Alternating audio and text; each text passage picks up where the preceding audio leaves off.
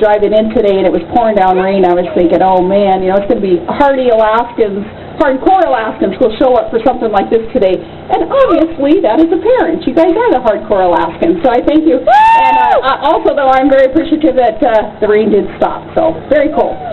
Well, it is the high cost of energy, of course, that is so adversely impacting every community, every family, every pocketbook throughout the state right now. And let me just tell you real quickly a couple of things that the state has done to help alleviate some of the burden there on high cost of energy. Then we'll talk a little bit about what the state's doing for renewables also.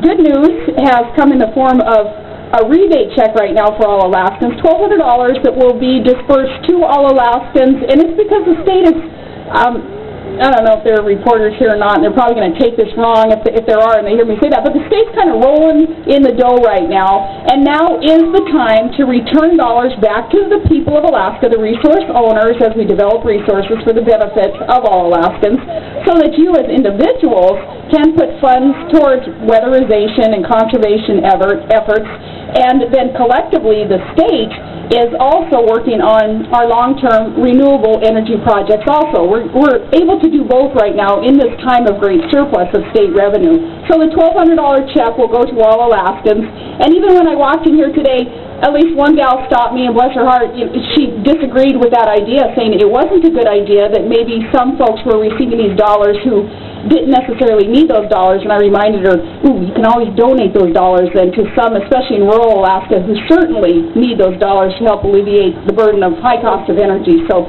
keep that in mind. But that payment of $1,200 to every Alaskan, also utility subsidies right now to ease the burden of the high costs.